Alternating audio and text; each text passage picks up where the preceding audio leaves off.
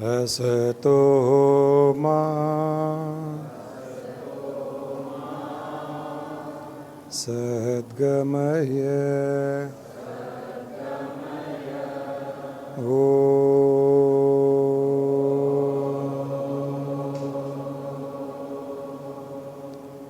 तमसो मा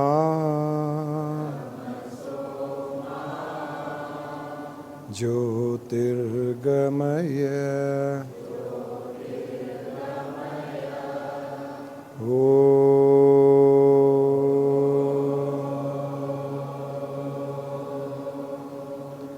मृत्योर्मा अमृतंगमय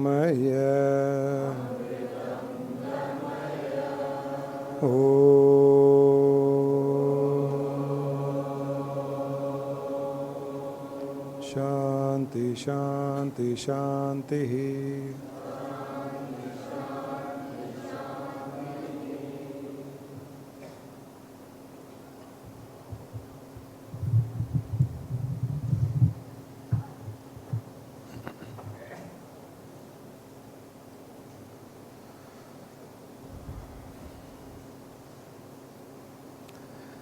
मनुष्य दुखी क्यों होता है?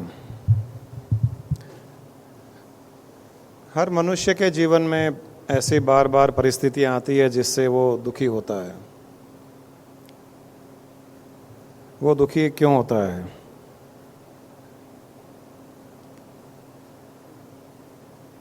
वो इसलिए दुखी होता है क्योंकि उसने उसको दुखी किया है जिसने उसको बनाया है।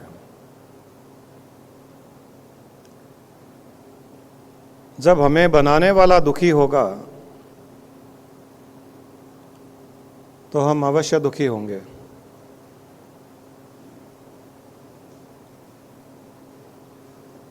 बड़ी इच्छा से, बड़ी चाहना से, बड़े विज्ञान से,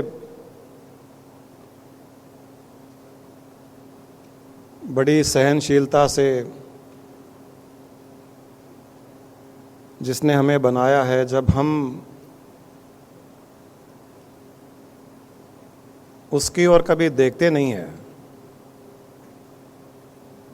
जब हम उससे अपना संपर्क नहीं बनाते हैं, जब हम उसे भूखा मारते हैं, जब हम वो नहीं करते जो वो चाहता है कि हम करें, तब वो दुखी होता है और उसके दुखी होने के कारण हम दुखी होते हैं।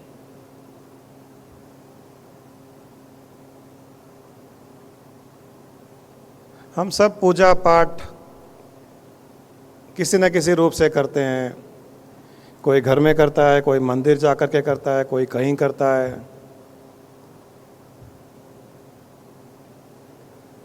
परंतु कोई भी पूजा पाठ वहाँ नहीं करता है जहाँ पर वो रहता है। बहुत कम लोग ऐसे हैं जो वहाँ पूजा पाठ करते हैं, वहाँ जाकर पूजा पाठ करते हैं जहाँ वो रहता है। और इसीलिए वो दुखी है। एक बार किसी मंदिर में बहुत भीड़ थी, हज़ारों लोगों की लाइन थी, लोग लाइन में खड़े हुए हैं, एक एक कर कर के मंदिर के अंदर जा रहे हैं जहाँ बड़ी सारी मूर्ति थी, वहाँ दर्शन कर रहे हैं, फिर बाहर आ रहे हैं। तो उसी मंदिर में कई साधु संत भी लाइन में लगे हुए थे दर्शन करने। उन्होंने भी दर्शन किए और मंदिर से बाहर आए। तो बाहर आकर जब कहीं जाने लगे तो वहाँ दूर पर एक छोटे से पहाड़ पर कोई बड़ा दुखी मुंह लटकाए बैठा था, बड़ा मायूस था। तो उन्होंने देखा कि ये क्या बात है, इतने बड़े मंदिर में लोग इतनी श्रद्धा से आ रहे हैं, सब खुश हैं, भगवान के दर्शन कर रहे हैं, ये व्यक्ति यहाँ बैठा दुखी क्यों है? तो वो साधु जैसे ही उसके पास में गए तो देखा वहाँ तो साक्षात भगवान बैठे थे, जिसके दर्शन ये लोग मंदिर में पत्थर की मूर्ति के करके दर्शन आए, वो यहाँ साक्षात रूप से बैठा था। और बड़ा दुखी मुंह लटकाए बैठा था। तो उन्होंने प्रणाम किया, बोले भगवान आप यहाँ बैठे हो और आप दुखी क्यों हो, आप इतने मायूस क्यों हो। तो उन्होंने कहा कि क्या करूं, मुझे घर से निकाल दिया गया, मुझे घर से बाहर निकाल दिया गया। साधुओं के समझ में बात नहीं है कि आपको कौन निकाल सकता है घर से बाहर, आप ऐसे कैसे बात कर रहे हो, आप ऐसा क्यों कह रहे हो,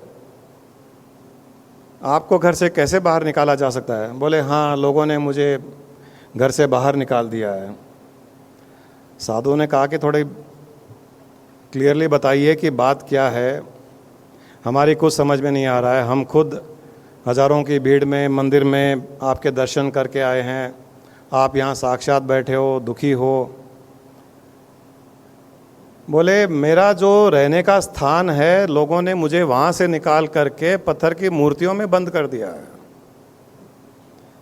मेरा रहने का स्थान है लोगों के हृदय में, मैं वहाँ रहता हूँ। लोगों ने मुझे वहाँ से निकाल करके पत्थर की मूर्तियों में, फोटोओं में बंद करके रख दिया है। जहाँ मैं रहता हूँ वहाँ वो आते नहीं है, जहाँ मैं रहता नहीं हूँ वहाँ हज़ारों की भीड़ लगती है, इसलिए मैं दुखी हूँ। मुझे घर से बाहर निकाल दिया गया है।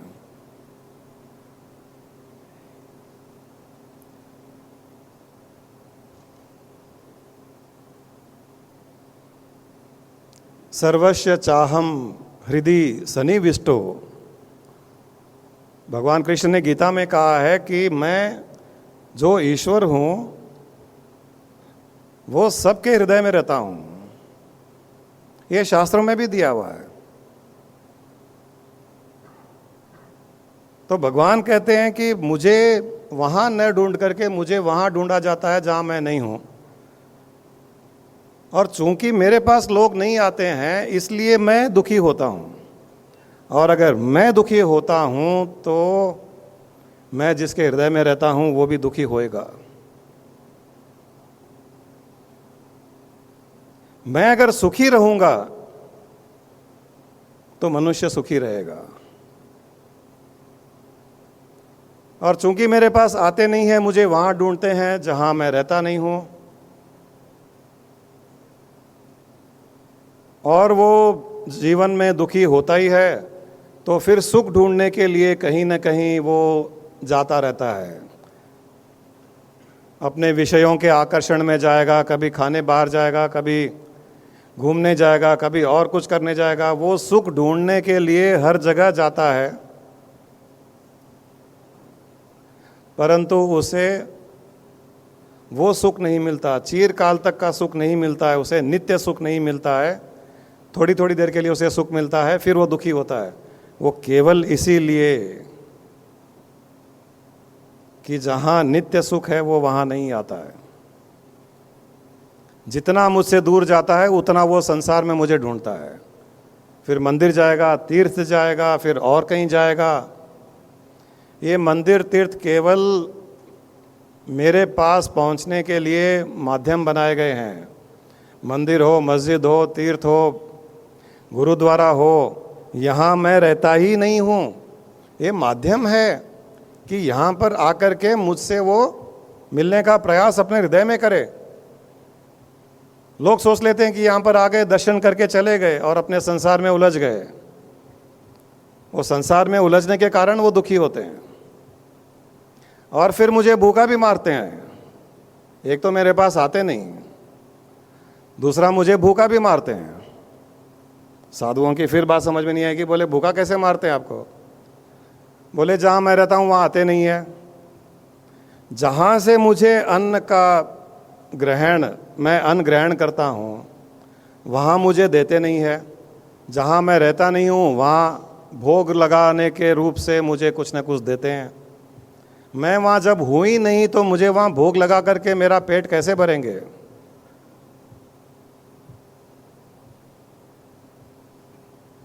जैसे एक पत्नी का पति बैठा हुआ है सोफा पर, और पत्नी पति के फोटो के पास आकर के समोसा कचौरी पिज़्ज़ा रख दे वहाँ पर कि आप खाइए। थोड़ी देर रख करके प्लेट ले लेती है और वो पूरा समोसा पिज़्ज़ा कचौरी मस्त खा करके हंसती है, मोटी ताज़ी होती है। तो वो बेचारा सोफ़ा पर बैठा हुआ तो गुस्सा आएगा ही ना उसको, आएगा कि नहीं आएगा? वो देख भी रहा है कि मेरी फ़ोटो को वहाँ पर वो भोग लगा रही है और भोग लगाने के बाद में मस्त खा रही है। मैं यहाँ रियल में बैठा हूँ, मुझे तो दे ही नहीं रही है। ऐसे जब हमारे साथ में कोई करेगा तब आपको पता चलेगा कि वो कैसे भूखा रहता है। संसार में जब ऐसा कोई हमारे साथ करेगा तब हमें पता चलता है कि केवल दिखाने से किसी की भूख मरती है क्या, खिलाने से मरती है। तो भगवान कहते हैं कि जब मनुष्य खाना खाता है और बड़े चाव से खाता है, स्वाद लेकर के खाता है और ये सोच करके खाता है कि इस अन्न का, इस खाने का जो रस बन रहा है वो हृदय से पास होते हुए मेरे अंदर जा रहा है, जो उसका आनंद आ रहा है वो हृदय में आनंद आ रहा है। इस प्रकार जब वो सोचता है तो वो मैं ग्रहण करता हूँ, तब मुझे भोजन मिलता है, तब मेरा पेट भरता है, तब मैं सुखी होता हूँ। वरना खाली मुझे कुछ भोजन दिखा करके और खुद चट करके खा जाए, उससे मेरा पेट नहीं भरता है। इसलिए भगवान वहाँ दुखी है। जो मनुष्य अंतर्मुखी होकर के भगवान को अपने हृदय में ढूंढता है, वहाँ उसके दर्शन करता है, वहाँ उसको अन्न देता है, जो खाता है उसका रस हृदय में आनंद रूप से जब अनुभव करता है तब भगवान सुखी होता है। जब भगवान सुखी होगा तो मनुष्य भी सुखी होगा। जहाँ जाएगा ये अनुभव करेगा कि हृदय में बैठा हुआ भगवान मेरे साथ जा रहा है। जो कुछ करेगा ये अनुभव करेगा कि वो मुझसे इस शरीर के द्वारा करवा रहा है। जो उसका फल मिल जाए वो ये माने कि वो हृदय में बैठा हुआ मुझे यह परिणाम दे रहा है मेरे कर्मों का। तब तो जीवन में केवल आनंद ही आनंद, सुख ही सुख है। और उसे छोड़ करके जब संसार में उलझेगा, संसारिक व्यक्तियों में अपना मोह डालेगा, संसारिक व्यक्तियों को ही केवल खिलाएगा, उनका ही पेट भरेगा और नाम के लिए भगवान के पास मंदिर में जा कर के उसकी पूजा कर ली, उसे कुछ भोग चढ़ा दिया, तो मनुष्य का जीवन दुखी ही दुखी होगा। उसके जीवन में सुख शांति समृद्धि कभी नहीं आ पाएगी। इसलिए मनुष्य को कोशिश ये करनी चाहिए कि भगवान के वहाँ दर्शन करे जहाँ वो रहता है, भगवान को खाना वहाँ खिलाए जहाँ वो रहता है, उस अन्न का रस उसे दे जो वो चाहता है। आप खाना खाते हुए भी अगर चाव से नहीं खाओगे, उसका रस लेकर के आनंदित नहीं होगे, और खाना खाते हुए आप अगर चिड़चिड़े होंगे, कई लोग हैं खाने में कहीं नमक कम हो गया, मिर्ची ज़्यादा हो गई, प्लेट उठा के फेंक देते हैं, चिल्लाते हैं, तब वो और दुखी होता है। वो चाहता है कि तुम जैसा मिले उसे वैसा ही ग्रहण करो, क्योंकि मुझे तो रस ही चाहिए। और जब तुम आनंद के भाव से उस अन्न का रस ग्रहण करोगे तो वो सीधा हृदय तक पहुंचेगा। इस प्रकार से जो जीवन व्यतीत करेगा उसके साथ 24 घंटे भगवान, ईश्वर, जिसे आत्मा भी कहा जा सकता है, जिसे परमात्मा कहा जा सकता है, वो हर समय साथ रहेगा, वो हर समय प्रसन्न रहेगा। और वो प्रसन्न रहेगा तो मनुष्य खुद भी प्रसन्न रहेगा। ऐसा नहीं हो सकता कि वो प्रसन्न है और हम दुखी हैं, ऐसा नहीं हो सकता। केवल और केवल ये एक ही कारण है कि हम बार बार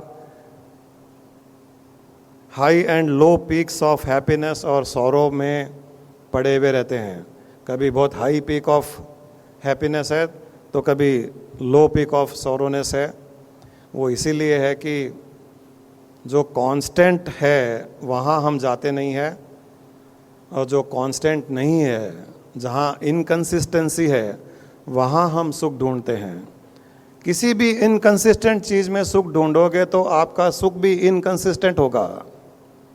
रूल यही है, कंसिस्टेंसी आपको कंसिस्टेंसी देगी, इनकंसिस्टेंसी आपको इनकंसिस्टेंसी देगी। सिंपल रूल है। और संसार में ऐसी कोई चीज़ ही नहीं है जो कंसिस्टेंट है। यहाँ हर चीज़ चूंकि बदलने वाली है, हर चीज़ मॉडिफाइबल है, हर चीज़ मॉडिफाई हो रही है हर मिनट। उस मॉडिफाइंग चीज़ों में अगर हम सुख ढूंढेंगे तो हमें सुख कभी नहीं मिलेगा। उन मॉडिफाइंग चीज़ों के बीच में रहते हुए भी हम अगर अपने हृदय में हमारा ध्यान रखते हैं, जहाँ कंसिस्टेंसी है, एटर्नल कंसिस्टेंसी है, वहाँ कभी कोई मॉडिफिकेशन नहीं होता है। तो मॉडिफाइंग चीज़ों के बीच में भी अगर नॉन मॉडिफाइंग स्टेट में हम रहें तो हर समय हर पल हम उस सुख का आनंद लेंगे। और चूंकि वो हमारी लाइफ को गाइड करता है, उससे अच्छा गाइड और कोई संसार में हो नहीं सकता। अंतर्मुखी रहोगे तो आपको हर पल, हर सिचुएशन, हर परिस्थिति में वो इतना अच्छा गाइड करेगा कि आपके माइंड, विजडम, सेंसेस में कई बार लग सकता है कि ये मेरे लिए अच्छी चीज़ है, लेकिन अगर वहाँ ध्यान रखोगे अंतर में, तो अंतर भगवान आपको कई बार रोकेगा कि नहीं, यहाँ मत जाओ, ये काम मत करो, ये तुम्हारे लिए ठीक नहीं है। माइंड हो सकता है कि कहेगा ये ठीक है, ये अच्छा दिख रहा है, इसमें बहुत धन दौलत है, इसमें प्यार है, इसमें ये है, इसमें इच्छा पूर्ति है, इसमें अच्छा लगेगा, नाम होगा। लेकिन अंदर से अगर आप ध्यान रखोगे तो वो कहेगा ये मत करो, तुम्हारे लिए ठीक नहीं है, ये मत करो। उसकी बात मानना शुरू कीजिए, इसकी बात मत मानिए। यहाँ केवल मंकी बिजनेस होता है, और ये मंकी कभी भी, कोई भी मंकी कभी भी कंसिस्टेंट नहीं रहता है। लेकिन यहाँ कंसिस्टेंसी है, यहाँ कंसिस्टेंसी है। ध्यान दीजिए, जब आप बहुत प्रसन्न होते हो, किसी बात से आपको बहुत सुख मिलता है, खाने से या किसी के कुछ कहने से या कुछ पहनने से, किसी ने अप्रिसिएशन की तब, या ध्यान में, ध्यान की गहराई में जाने से, आप ध्यान दीजिएगा, वो सुख आपको यहाँ मिलता है, यहाँ फील होता है। हृदय में एक गुदगुदी होती है यहाँ पर, या एक सेंसेशन होता है, यहाँ एक वाइब्रेटरी इफेक्ट आपको फील होगी। ये भी एक प्रूफ है कि जो है वो यहीं है, यहाँ नहीं है। यहाँ केवल हमको भटकाने वाला है। संसार में जो जो गलत है वहाँ सब यहाँ भटकाने वाला है, यहाँ उलझाने वाला है, यहाँ सुलझाने वाला है। यहाँ जो बैठा है वो व्हील को उल्टा घुमाने वाला है, यहाँ जो बैठा है व्हील को सीधा घुमाने वाला है। इसकी शरण में जाओगे, हर समय इस पर फोकस रखोगे, इस पर ध्यान रखोगे, आपके जीवन की डोर ये अपने हाथों में ले लेगा। फिर आपको कभी भी किसी भी गलत कार्य में नहीं पड़ने देगा, अगर आप इसकी बात मानोगे। ये आवाज़ नहीं करता है। प्रॉब्लम थोड़ी सी एक छोटी सी है कि यहाँ आवाज़ नहीं होती है, यहाँ बहुत आवाज़ होती है। माइंड जब कुछ थॉट देता है तो बहुत बड़ी आवाज़ के साथ में देता है। जैसे आपको कुछ करना हो, कहीं जाना हो, तो अंदर से एक बहुत आवाज़ आती है, चलो वहाँ चलते हैं, बहुत मज़ा आएगा, बहुत से लोग होंगे, खाना पीना होगा। आपका आवाज़ सुनाई देगी यहाँ पर। यहाँ वाला आवाज़ नहीं देता है, खाली एक फील कराता है, मत जाओ ना, बैठे रहो ना, खाली फीलिंग के द्वारा। तो उस आवाज़ में हम कई बार इस फीलिंग को समझ नहीं पाते हैं। तो जब जब यहाँ की आवाज़ को हम कम करना सीख जाते हैं, ये जब आवाज़ करना कम करता है माइंड, तब हमको फीलिंग का एहसास होता है, वरना फीलिंग का एहसास नहीं होता है।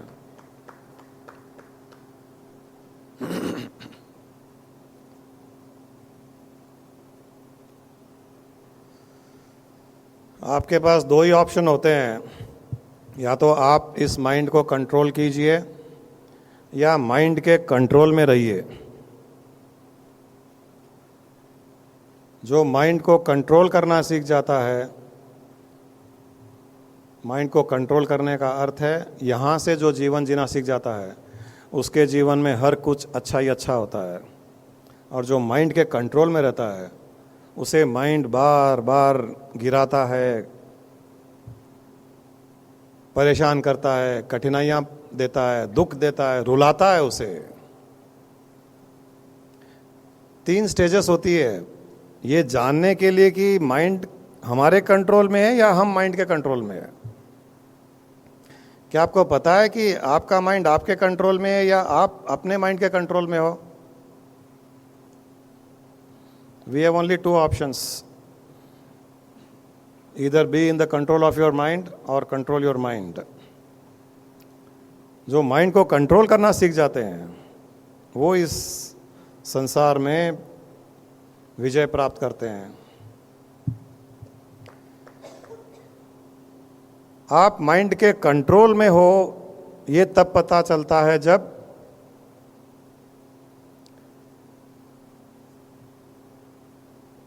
जो माइंड में थॉट्स उत्पन्न होते हैं उस पर आपका कंट्रोल नहीं।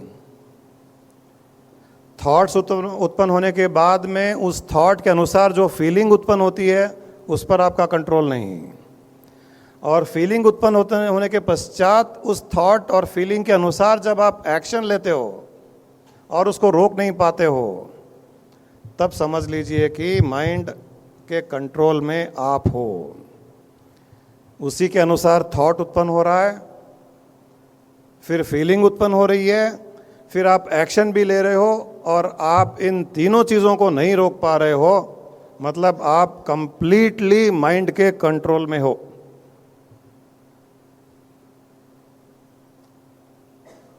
ये सबसे खराब और बुरी स्थिति होती है। न थॉट्स आपके कंट्रोल में है, न फीलिंग आपके कंट्रोल में है और न एक्शन आपके कंट्रोल में है। सबसे लोएस्ट, सबसे खराब जानवर के जैसी स्थिति होती है। वहाँ पर जानवर माइंड के कंट्रोल में होता है, उसके पास फ्री विल नहीं होती है। तो जब लाइफ में ऐसा हो जाए कि आप ऐसे फील करो कि मैं अपने आप के कंट्रोल में नहीं हूं, समझ लीजिए आप मनुष्य योनि से जानवर वृत्ति में जा रहे हो। सेकंड स्टेज है जहां पर हम माइंड को कंट्रोल करने की कोशिश कर रहे हैं, कंट्रोल करने का प्रयास कर रहे हैं। वो स्टेज है माइंड में थॉट्स तो उत्पन्न हो रहे हैं, माइंड जैसा चाहे वैसा सोच तो रहा है, अभी तक वो आपके कंट्रोल में नहीं आया है। परंतु उस थॉट्स के अनुसार आप फीलिंग को उत्पन्न नहीं होने दे रहे हो और थॉट के अनुसार आप एक्शन नहीं ले रहे हो, तब समझा जाएगा कि आप माइंड को कंट्रोल करना सीख रहे हो। थॉट्स उत्पन्न हो रहे हैं लेकिन आप उस थॉट के अनुसार एक्शन नहीं ले रहे हो। बुरे थॉट्स आ रहे हैं, कहीं जाने का आ रहा है, कुछ करने की इच्छा हो रही है, उलझने की इच्छा हो रही है और आपको पता है कि ये थॉट गलत है और आप एक्शन नहीं ले रहे हो, तो समझ लीजिए माइंड कंट्रोल शुरू हो गया है, कंप्लीट कंट्रोल में नहीं आया है। फर्स्ट स्टेज में माइंड कंप्लीट आपके कंट्रोल में है, सॉरी आप माइंड के कंट्रोल में हो फर्स्ट स्टेज में। सेकंड स्टेज में थॉट्स आपके कंट्रोल में नहीं है लेकिन उसका एक्शन आपके कंट्रोल में है, तो आप माइंड को कंट्रोल कर रहे हो, करना शुरू कर दिया है आपने। थर्ड स्टेज में जहां पर आप कंप्लीटली माइंड को कंट्रोल करते हो, आप माइंड के कंट्रोल में नहीं हो, माइंड आपके कंट्रोल में है, उसका इंडिकेशन है माइंड मन तभी सोचेगा जब आप चाहोगे कि सोचो, वो ही सोचेगा जो आप कहोगे कि ये सोच, वही भावना उत्पन्न करेगा जो आप चाहते हो। फिर एक्शन आप वही लोगे जो आप चाहते हो, तब कहा जाएगा कि आप कंप्लीट कंट्रोल में है। माइंड आपके कंट्रोल में है, आप माइंड के कंट्रोल में नहीं हो। इस प्रकार 3 स्टेजेस में हम अपने आप को एनालाइज कर सकते हैं कि हम कहाँ हैं। और ये कंट्रोल माइंड का धीरे धीरे यहाँ हृदय पर फोकस करने से आता है। जब जब जितना जितना आप यहाँ पर अपने हृदय पर फोकस करते हो, वहाँ की शक्ति को बढ़ाते हो, क्योंकि माइंड को कंट्रोल करने की शक्ति केवल और केवल हृदय में बैठा हुआ वो भगवान, वो ईश्वर, वो आत्मा, वो चेतना, वो परमात्मा ही कर सकता है। और संसार में किसी के पास में इतनी शक्ति नहीं है कि मन को कंट्रोल कर सके। हम जो ध्यान करते हैं वो भी यही करते हैं कि यहाँ जो वस्तु है, विषय है, जो शक्ति है, हम उसी के समर्पित हो जाते हैं और उसी को जागृत रखते हैं। तो जितना हम यहाँ की शक्ति को जागृत रखेंगे, आपके जीवन की डोर वो अपने हाथ में ले लेगा। फिर यहाँ की बात सुनिए, ये आवाज़ कम कर देगा। यहाँ आवाज़ कम होने लग जाएगी, आपका जीवन बहुत सरल हो जाएगा, स्मूथ हो जाएगा। और धीरे धीरे जो हम एनलाइटनमेंट की बात करते हैं या मोक्ष की बात करते हैं, वो भी आखिर में यहीं पर मिलेगा। मरने के समय भी अगर ध्यान यहाँ रहे, उस चेतना में रहे और मन के किसी विषय में नहीं रहे, तो आपका मोक्ष भी निश्चित है। उसी को मोक्ष कहा जाता है, उसी को मुक्ति कही जाती है। इससे बढ़कर और कोई मोक्ष मुक्ति भी नहीं है, इससे बढ़कर कोई सुखी जीवन जीने का तरीका भी नहीं है।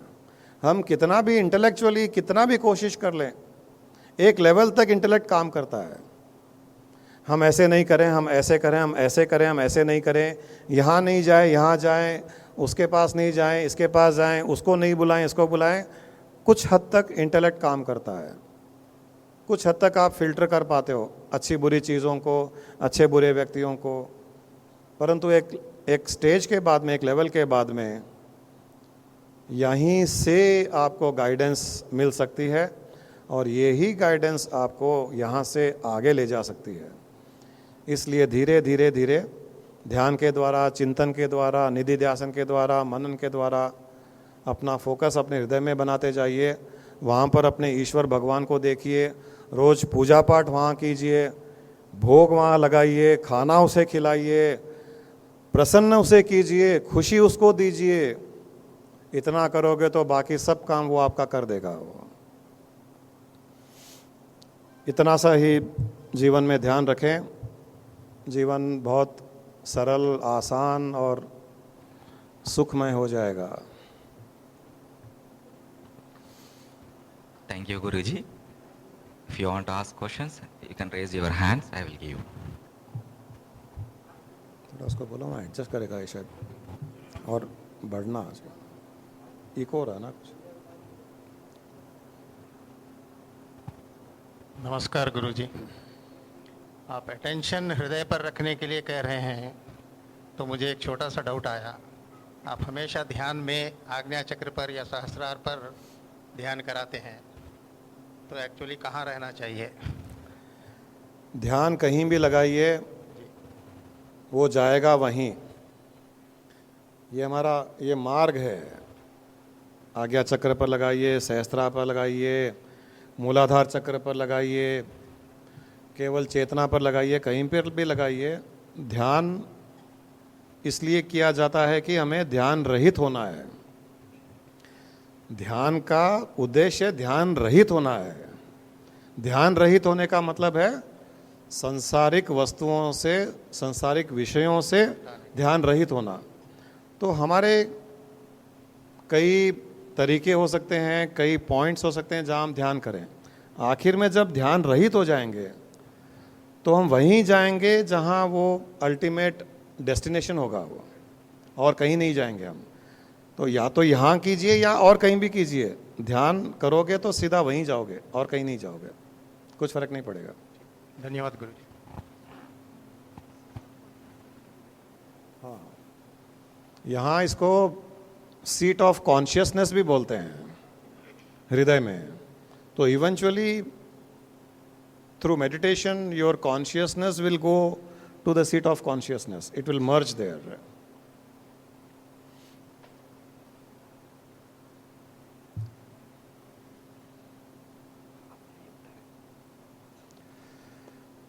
आज कुछ लोग लिख के लाए क्या?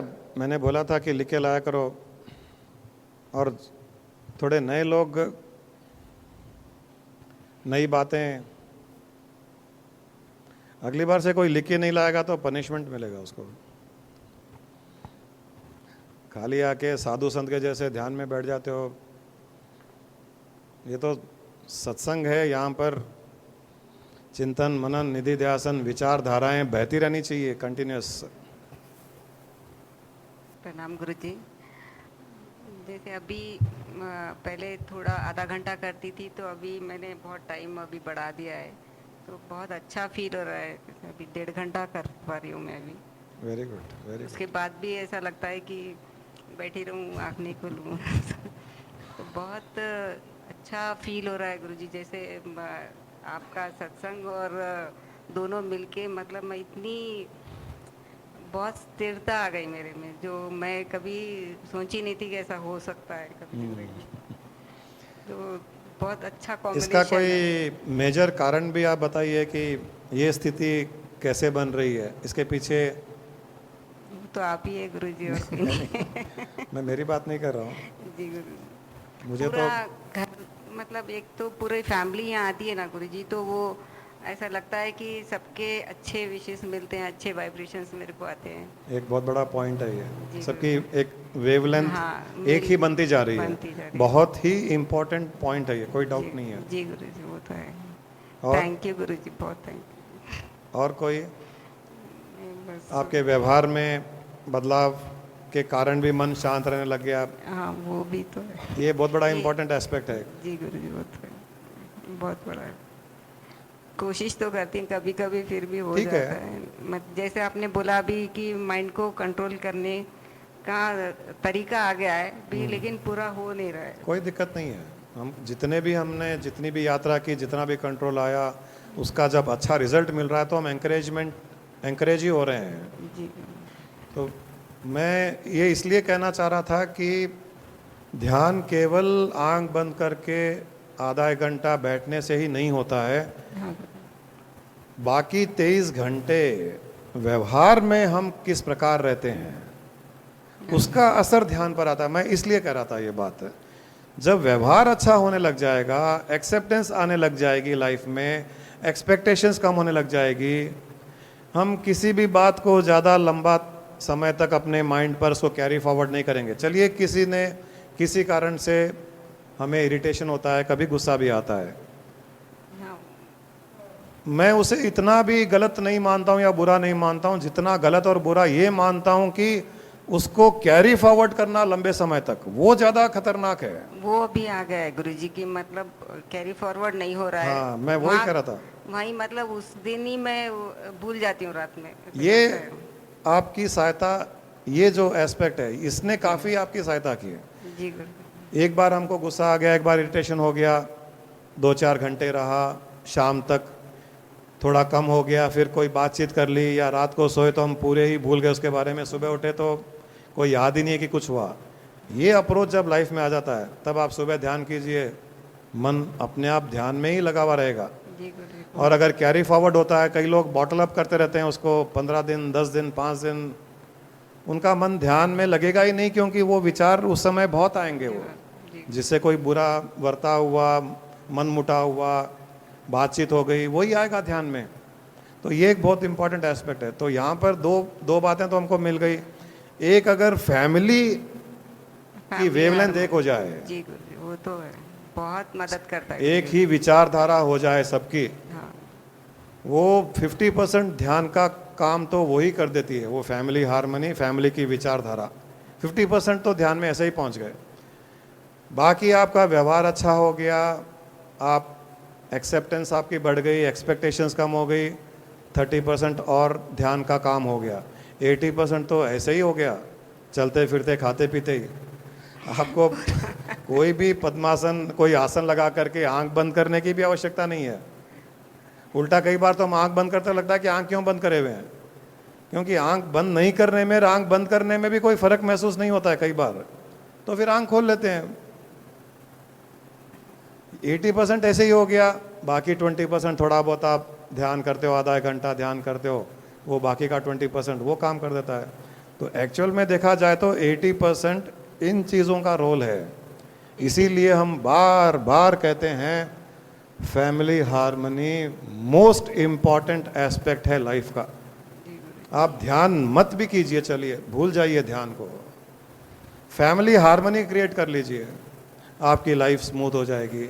हर समय खुश रहोगे, हर समय प्रसन्न रहोगे, हर समय शांत रहोगे, हर समय हंसते रहोगे। जब ये हो जाएगा फैमिली हार्मनी कारण, फिर ऑटोमेटिकली एक्सेप्टेंस भी आ जाएगा, एक्सपेक्टेशंस भी कम हो जाएगी, क्योंकि हमको पता है हम अभी खुश हैं, फैमिली वाले सब हंस रहे हैं, बात कर रहे हैं, खुश हैं। अभी हम किसी से एक्सपेक्टेशन रखेंगे, वो दुख का कारण बन जाएगा, तब सबकॉन्शियसली वो एक्सपेक्टेशन भी छोड़ देगा। इतना ऑटोमेटिक एक ऑटो फंक्शनिंग हो जाता है इन चीज़ों का, एक चीज़ करने से बाकी चीज़ें ऑटो फंक्शनिंग में आ जाती है। प्रोसेस बहुत बहुत खुशी है मुझे तो आप अभी आपकी कोशिश family- कर रही हूँ गुरुजी, अभी पूरा नहीं हुआ है, लेकिन थैंक यू। पूरा तो हुआ या नहीं हुआ उसकी कोई चिंता नहीं है, जितना हो गया समझ लीजिए वो पूरा ही हो गया। हर चीज़ में थोड़ी मार्जिन देनी पड़ती है, 10%। उसका मतलब नहीं है कि हम उससे राइट ले लें कि वो इतना तो रहेगा, इतना तो गुस्सा आएगा, वो नहीं, मैं उस बात नहीं कर रहा हूँ। अब जो थोड़ा बहुत बचा हुआ है 10-20%, अब हम उसके ऊपर धीरे धीरे वर्क करते रहेंगे, उसमें कोई परेशानी नहीं आएगी। 80% आपकी जर्नी कंप्लीट हो गई, अब तो क्या प्रॉब्लम है? अब तो मंजिल आपको सामने दिख रही है कि ये रही मंजिल। पहले तो मंजिल ही नहीं दिख रही थी, पूरा फॉग, बादल ढके हुए थे, हमको पता ही नहीं है कितनी दूर और मंजिल है। अब तो सामने दिख रही है।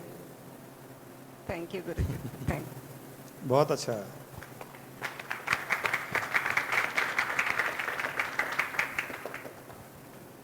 सर, आपने जो खाने की बात की कि हम खाना खाते हैं क्रोध में, तो मेरी एक बात शेयर करना चाहती हूँ।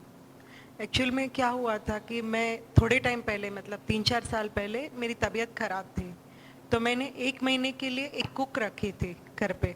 वो खाना बनाती थी और हमेशा घर से वो आती थी मेरे घर पे ना, जब से उसका चिल्लाना शुरू रहता था कि आज मेरे घर में ये हुआ, वो एक्सेट्रा एक्सेट्रा, उसके ही प्रॉब्लम्स। और उसके फ़ोन कॉल्स चालू रहते थे कि मेरा हस्बैंड मारा या बच्चे सताए, बाजू वाले से झगड़ा, शराब पीना, एवरीथिंग। और वो 1 महीना खाना बनाई ना, 1 महीना मेरे घर में सुकून नहीं था। और मैंने वो खाना फिर मेरी तबीयत ठीक हो गई, मैं खाना बनाने लगी तो बराबर बच्चे भी बराबर खाते, हस्बैंड भी, एवरीथिंग वाज मतलब सेटल डाउन। अगेन ठीक हो गया। उस टाइम पे एहसास नहीं हुआ। अभी जब स्पिरिचुअल पाथ पे मैं और मेरे हस्बैंड आए पिछले 1.5 ईयर या 2 ईयर्स से, तो तभी वो एहसास हुआ कि उसके वाइब्रेशंस खाने में जाते थे। जब वो पकाती थी गुस्से से ना, तो वो वाइब्रेशंस जाते थे, इसलिए उसके हाथ का मीठा नहीं लगता था हम लोग को। एकदम सही। और मेरे बच्चे लोग भी उस टाइम पे मतलब इतने चिड़चिड़े हो गए थे, हाँ, कि कुछ समझ में ही नहीं आया कि क्या हो रहा है। मतलब मैं खुद परेशान थी कि मेरी तबीयत इतनी खराब और क्या कर सकती हूँ ऐसा। पर फिर बाद में जब सेटल हुआ ना, तो अभी ऐसा लग रहा है कि नहीं, वो इस वजह से हुआ था कि उसके वाइब्रेशंस बहुत रॉन्ग जा रहे थे। बहुत अच्छा ऑब्जर्वेशन रहा है आपका, बहुत अच्छा रहा है, एकदम सही है। Thank you. इसलिए कहते हैं ना कि हस्बैंड को खुश करो या ना करो, कुक को ज़रूर खुश रखो। नहीं, मैं खाना बनाती हूँ हस्बैंड ना, अपने आप खुश हो जाएगा। नहीं, मेरा रूल है, मुझे पुराने गाने पसंद है। खाना बनाऊं तो बस गाने, कोई भी गाने। पहले मैं सैड सॉन्ग सुनती थी, तो मेरा हस्बैंड जब ये स्पिरिचुअल लेवल पे मेरे से पहले वो आए, तो ही इज लाइक, सैड क्यों सुनना है? सुनना है तो खुशी के ही सुनो ना, सैड क्यों सुनना है? खुदा ने खुशी ही दी है जिंदगी में। जब से मैं खुशी के ही गाने सुनती हूँ और दुगनी हो गई है खुशी। Thank you. Excellent, very right.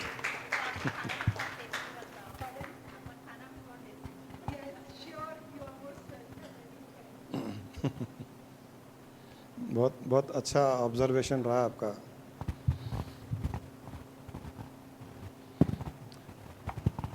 रोने धोने वाले गाने सुनोगे कि तो रोना धोना ही आएगा। नाचने वाले हंसने वाले गाने सुनोगे तो हंसी आएगी, खुशी बढ़ेगी। इसके लिए हम लोग तो हमारे सत्संग में तो वो शीला की जवानी वाले गाने ही प्रेफर करते हैं, ये पुराने थके गाने प्रेफर ही नहीं करते। गुरुजी व गुरु माँ के चरणों में मेरा कोटि कोटि प्रणाम। गुरुजी आपको बहुत बहुत धन्यवाद। आप हम सब के कल्याण के लिए निस्वार्थ भाव से हमारे को आध्यात्मिक ज्ञान दे रहे हो। गुरुजी मुझे आपके पास आते हुए 5 साल हो गए। इन 5 साल में मेरे अंदर बहुत सकारात्मक परिवर्तन आया है। जो पहले टेंशन वाली बात हो जाती थी, कई दिन तक नहीं निकलती थी, वे अब कुछ घंटे भी नहीं रहती। अरे वाह। गुरुजी आप बोलते हैं भगवान से विनोद जी को, वो तो विनोद जी को पूछना पड़ेगा ना। ऐसा ही है क्या? आप बोलते भगवान से कभी शिकायत नहीं करना, जो हमारे पास है उसके लिए धन्यवाद देना चाहिए। तो गुरुजी मैंने सोचा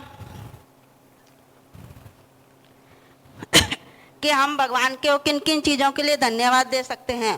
तो मैंने एक डायरी बनाई, उस डायरी में रोज़ 10 धन्यवाद लिखती और मैंने 20 दिन तक जो भी मेरे संपर्क में है उन्हें प्रकट, और बचपन से जो भी अभी तक मेरे को मिला उन सब के लिए मैं धन्यवाद लिखती थी। सीमा जी, आपका subject count your blessings. Reema sorry, Reema Seema सब एक ही है, क्या फर्क पड़ता है? हम वो डबल एक्टिंग वाले देखते हैं, सीता गीता। गुरुजी जब मैंने अपने चारों तरफ ध्यान से देखा तो भगवान ने हमारे को इतना कुछ दे रखा है जिसको हम रोज नज़रअंदाज कर देते हैं। मैं रोज धन्यवाद लिखती हूँ और दिल से महसूस भी करती हूँ। पहले मैं जब उठती हूँ तो सुबह की रोशनी के लिए धन्यवाद देती हूँ, धन्यवाद देती हूँ। जीवन और शक्ति के लिए धन्यवाद देती हूँ। अपने भोजन और जीने के आनंद के लिए धन्यवाद देती हूँ। यदि धन्यवाद देने का कोई कारण नजर नहीं आता है तो दोष हमारा ही है। बहुत सुंदर। गुरुजी मेरा एक बेटा है, उसको एपिलेप्सी प्रॉब्लम है। पहले ही मैं सोचती थी कि मैंने पहले जन्म में कोई पाप किए होंगे, उसका परिणाम है। लेकिन अब ये नहीं सोचती, अब ये सोचती कि भगवान को तो उसी रूप में उसको भेजना था, लेकिन वो ये देखा कि इसका ज़्यादा से ज़्यादा ध्यान कौन धरती पर ज़्यादा ध्यान रखेगा, तो उसने इसलिए हमारे पास भेजा है। देखा। गुरुजी मेरा प्रश्न ये, क्या मैं उसकी बीमारी मैं अपने ध्यान से उसकी ठीक कर सकती हूँ? देखिए, आप अपनी प्रार्थना, अपनी कल्पना शक्ति का प्रयोग, अपने अच्छे भाव देते जाइए। उसके लिए जो अच्छा होगा वो ही होगा। ईश्वर से ये मत कहिए कि ये ठीक हो जाए। ईश्वर से ये कहिए कि इसके लिए जो अच्छा है वो हो जाए। वो प्रार्थना करते हुए आप अपना योगदान जिस प्रकार से देना चाहते हैं दीजिए। जैसे इनके घुटनों में दर्द रहता है, पाँव में, तो क्या बीमारी ठीक हो सकती ध्यान से कुछ? अरे फिर डॉक्टर क्या करेंगे? क्लिनिक खुले में इतने फिजियोथेरेपी के। हमारी बेटी भी फिजियोथेरेपिस्ट है बेचारी। आप तो उसका करियर शुरू होने के पहले ही बंद करवा रहे हो। ये टीवी में प्रोग्राम आता है गुरुजी, उसमें बोलते इस चक्र पे ध्यान करो तो ये बीमारी ठीक होती, इस चक्र पे ध्यान करो तो ये बीमारी ठीक होती। कुछ देखिए, चक्र पर ध्यान करने से बीमारी ठीक हो या नहीं हो, किसी न किसी प्रकार से ध्यान करने से कुछ बीमारियां ज़रूर ठीक होती है, क्योंकि कई बीमारियां मन से ही उत्पन्न होती है। तो मन जब ध्यान में स्थित होने लग जाएगा, मन जब शांत होने लग जाएगा, तो मन से जो बीमारियां उत्पन्न हुई है वो ठीक होने लग जाएगी। कुछ बीमारियां हैं जो प्रारब्ध कर्मों के कारण है, कुछ बीमारियां और किसी कारण से हैं, दूसरों के श्राप है, नेगेटिव वाइब्रेशंस हैं, तो वो क्षमा याचना से ठीक हो जाएगी, ध्यान करने से ठीक हो जाएगी। इस प्रकार से हमको ये सब करते रहना चाहिए और उनसे जो जो बीमारियां ठीक हो जाए, बाकी नहीं हो उसको एक्सेप्ट करते हुए थोड़ा बहुत मेडिकल ट्रीटमेंट, डॉक्टरों की भी दुकान चले, उनकी दुकान चलेगी तो उनका भी तो आशीर्वाद मिलेगा कहीं ना कहीं तो हमको। जब से गुरुजी मैं लिख रही हूँ, डायरी मेंटेन कर रही हूँ, जब से मतलब जिंदगी में अच्छा सुनने को मिल रहा है, खुशियाँ भी चारों तरफ से खुशियाँ मिल रही है, अच्छी खुशखबरी मिल रही है जब से। बहुत सुंदर, बहुत अच्छा मतलब लग रहा है। इतना अच्छा जीवन हो गया, आप इतने पॉजिटिव हो गए, हर चीज़ में आप इतनी पॉजिटिव ध्यान दे रहे हो, पॉजिटिव चीज़ें देख रहे हो, इससे बढ़िया और कुछ हो ही नहीं सकता लाइफ और में। मैं रोज डायरी रात को पढ़ के सोती बहुत सुंदर। और सुबह उठते ही मतलब मैं अपने तकियों को भी धन्यवाद बोलती, चादर को भी धन्यवाद बोलती, बेडशीट को भी कि मेरे को अच्छी नींद आई इस गद्दे में, उसको भी धन्यवाद देती। हस्बैंड को मतलब सुबह 12-1 बजे तक तो मेरे को मतलब यही रहता, हर चीज के लिए धन्य, गैस भी जलाती तो भी धन्यवाद कि मेरे पास गैस पहुंची खाना बनाने के लिए। तकिए को, चादर को, बिस्तर को तो धन्यवाद दे सकता है क्योंकि वापस वो रिएक्ट करता ही नहीं है। जो रिएक्ट करता है उसको धन्यवाद दीजिए, उसको भी दीजिए, इनको तो दीजिए, उसको भी दीजिए कि आप मेरे पति बन करके आए, आपने मुझे इतना सुख इनका भी दिया। लिखा है मैंने, डायरी में लिखा है मैंने इनको। नहीं लिखा तो है, लेकिन बोला है क्या माइक में बोलती कभी? भी हूँ। माइक में बोला है क्या आपने नहीं, कभी? नहीं, बोलती वैसे अभी तो बोलती। नहीं बोला आपने। तकिए का नाम लिया, चादर का नाम लिया, बिस्तर का नाम लिया, कंबल का नाम लिया, कुर्सी का नाम लिया, खाने का नाम लिया। बेचारे पति का नाम ले लीजिए, एक बार तो ले लीजिए। नहीं, इनको हंसाने के लिए, मेरे को हंसाते रहते, उसके लिए धन्यवाद देती हूँ। मेरे को बहुत हंसाते रहते। वो तो कपिल शर्मा भी हंसाता है तो। नहीं, कभी बोर नहीं होने देते। नहीं, बहुत अच्छा है। धन्यवाद। ऐसे दूसरे लोग भी थोड़ा लिख करके लाइए, थोड़ा पढ़िए या बोलिए अपने मन से। बहुत अच्छा लगा आपने ये कहा। तो मेरी फिर सबसे रिक्वेस्ट है कि अपने एक्सपीरियंसेस, अपने प्रश्न लिख करके लाइए। आप भूल जाओगे, यहाँ आओगे तो भूल जाओगे, यहाँ माइंड लॉक हो जाता है, इसलिए लिख करके लाना ज़रूरी है। अब इन्होंने इतनी अच्छी बातें कही तो कई लोगों को बातें अच्छी लगी, कई लोगों के कई चीज़ें समझ में आई आपकी बातें। तो प्लीज़ एक बार फिर रिक्वेस्ट करता हूँ कि रोज़ नए नए लोग, हेजिटेट मत कीजिए, कुछ ना कुछ बात कीजिए, एक्सपीरियंस शेयर कीजिए, प्रश्न कीजिए। बहुत बहुत बहुत धन्यवाद आपका, बहुत सुंदर। ऑनलाइन क्वेश्चन गुरुजी। प्रणाम गुरुजी। अगर मन परमात्मा की दया से ही वश में होता है, परमात्मा फिर इसे क्यों बनाया है?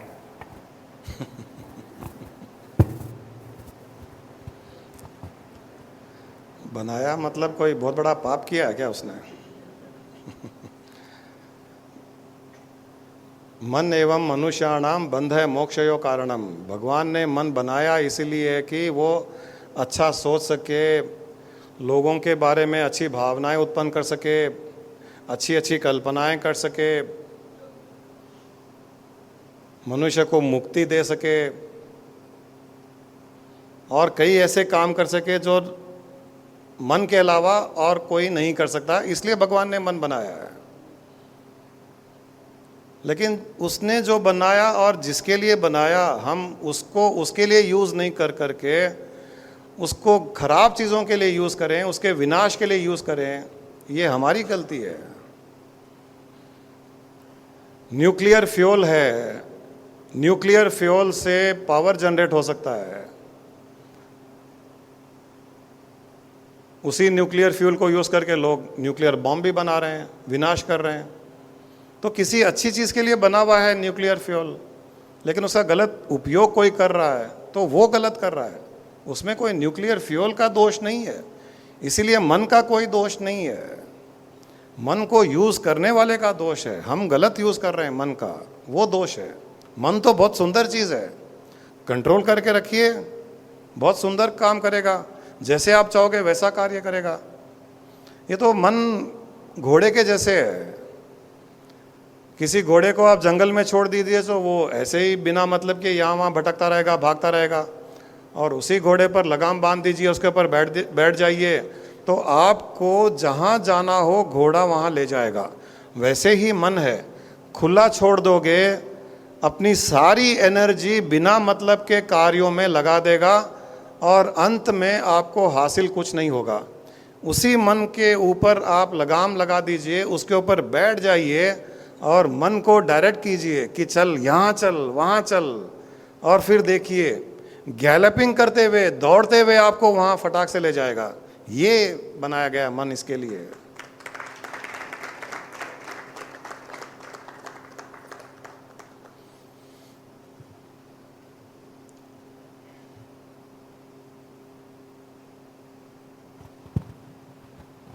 प्रणाम गुरुजी। अभी ऑनलाइन का प्रश्न था कि मन के बारे में। मन रहना जरूरी है। ऐसे कि बिना कांटों का गुलाब का फूल होते ही नहीं। कोई अगर कोई सवाल पूछे कांटे कहीं को सिर्फ हमको गुलाब चाहिए, तो कांटे ज़रूरी है, कांटे के बगैर गुलाब का फूल फलता ही नहीं।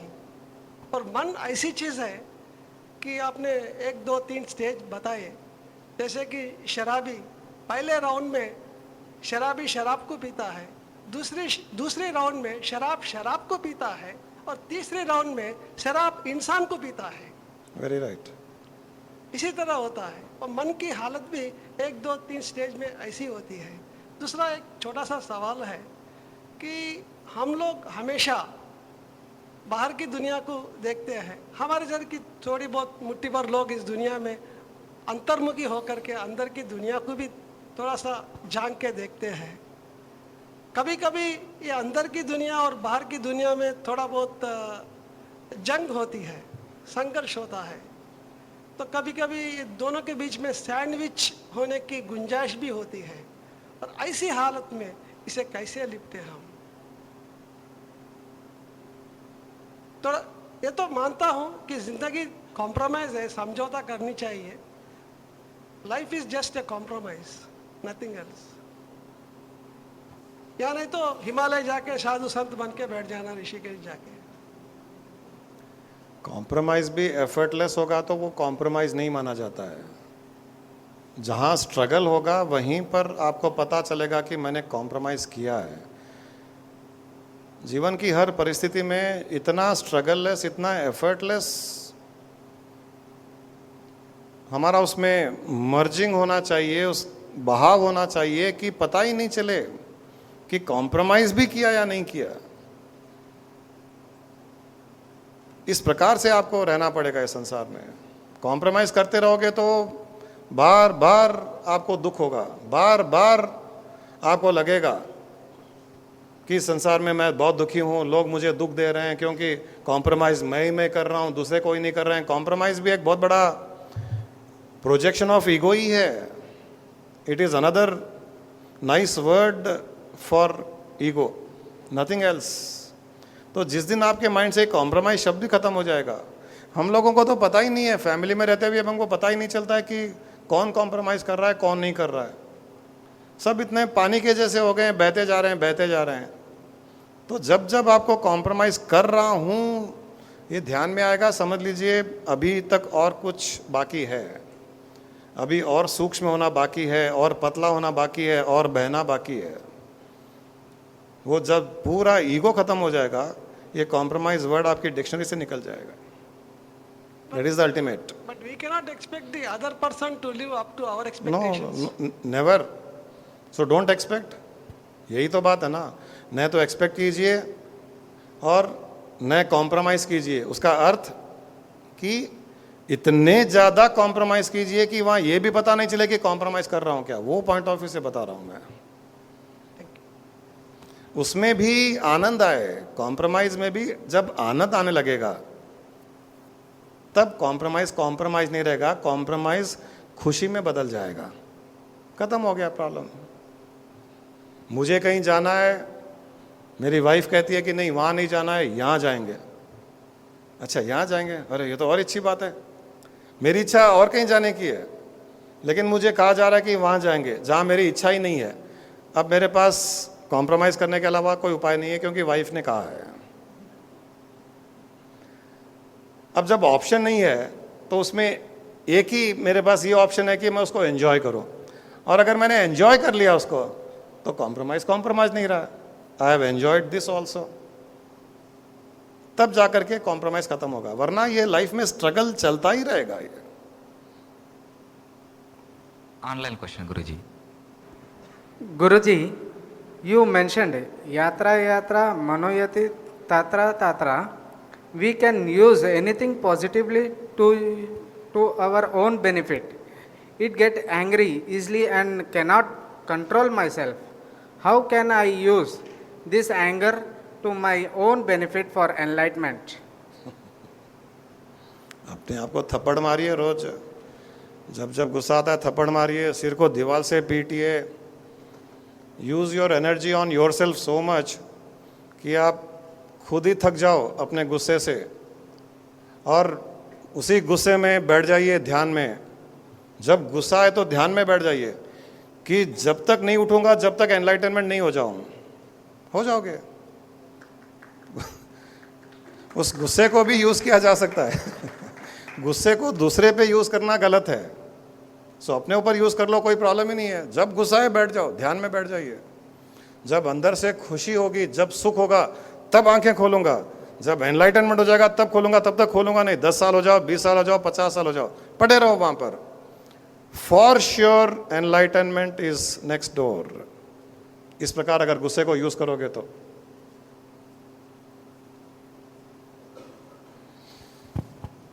गुरुजी प्रणाम। मैं कई साल से आपसे प्रश्न पूछने का कोशिश करते रहता हूँ, मगर इतने सारे विचार आते, डाउट्स आते, क्वेश्चंस आते हैं, मगर जब आपके सामने आके 5 मिनट्स बैठता हूँ तो पूरा मेल्ट हो जाते हैं। तो आज आपने अच्छा बताया कि लिख लें so that you can come and ask the question. Yes. तो आज का मेरा क्वेश्चन जो है, हार्ट पे ध्यान देने को बताया, how to concentrate on the heart, how to stabilise, what are the symptoms that I am on the heart. Thank you, धन्यवाद। मैंने एक दूसरे प्रश्न में ये कहा था कि आप ध्यान हार्ट पर कीजिए, ध्यान आज्ञा चक्र पर कीजिए, ध्यान सहस्त्रार पर कीजिए, ध्यान मूलाधार चक्र पे कीजिए, या ध्यान भगवान की मूर्ति पर कीजिए, या कहीं भी कीजिए।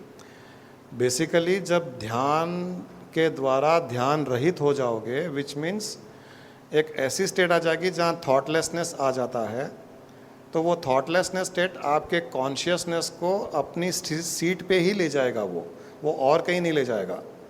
तो आप कोई भी ध्यान कर लीजिए जो आपको आसान लगे। ज़रूरी नहीं है कि आपको आंख बंद करके हार्ट को देखना है, ये कोई ज़रूरी नहीं है।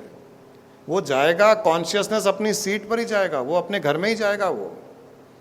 तो आप ध्यान का वो मीडियम चूज़ कीजिए जो आपके लिए आसान हो। मुझे पता है कई लोगों का ध्यान हार्ट पे नहीं लगता है, उनका ध्यान यहाँ लगता है, उनका ध्यान यहाँ लगता है, उनका ध्यान और किसी चीज़ पे लगता है। So you choose the medium of meditation which suits you. However if you want to meditate on your heart, उसमें प्रॉब्लम कुछ नहीं है। आप हाथ आंख बंद कीजिए और अपने हृदय पर फोकस करते जाइए, और कहीं फोकस मत कीजिए, हृदय पर फोकस कीजिए। वहाँ इमेजिन कीजिए कि वहाँ पर कॉन्शियसनेस है, चेतना है, शुद्ध चेतना है, प्योर कॉन्शियसनेस है। वहाँ से कॉन्शियसनेस का लाइट चारों ओर फैल रहा है। ऐसे किसी भी मीडियम का सहारा लीजिए, वहाँ पर ध्यान लग जाएगा, वहाँ पर ध्यान लग जाएगा, वहाँ पर आप निर्विचार स्थिति में आ जाओगे। और जैसे जैसे ये स्थिति आपकी बनती जाएगी, ध्यान के बाहर भी जब आओगे, तभी भी मैंने कहा है कि फोकस वहीं रहे। जैसे अभी हम बात कर रहे हैं, हम बात करते हुए भी फोकस यहाँ रख सकते हैं। Nobody stops us. Eyes are outwardly, mind could be inwardly. तो फोकस यहाँ रखते हुए बात कीजिए, फोकस यहाँ रखते हुए वॉक कीजिए, फोकस यहाँ रखते हुए काम कीजिए। तो धीरे धीरे आपका ये पोर्शन जो अंदर कॉन्शियसनेस का सीट है वो स्ट्रेंथन होता जाएगा, and then your life will be taken over by this. It will control the mind, it will guide your life.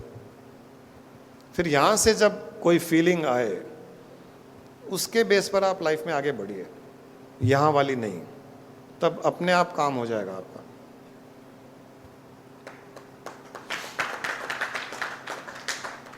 Online question गुरुजी। कौन पीछे पड़ा है भैया? गुरुजी, व्हाट इज ओमनी प्रेजेंट? वो एक ही आदमी है या दूसरे दूसरे लोग हैं? दूसरे Guruji, what is omni present?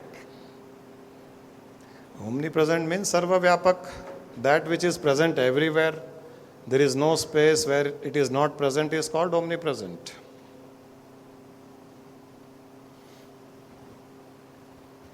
गुरुजी प्रणाम। मेरा क्वेश्चन समर्पण पे है। कई लोगों को शायद होता भी है, मुझे तो स्पेशली हो रहा है कि समर्पण है, दिल में भाव है,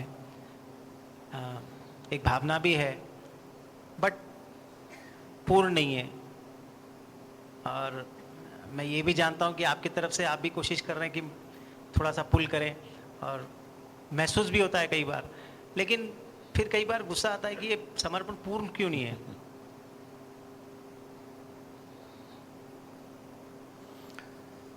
वो क्या है, कपड़े पे जब दाग लग जाता है ना, ये मेरे सफ़ेद कुर्ते पे जब थोड़ा सा चाय गिर जाता है तो एक दाग बन जाता है।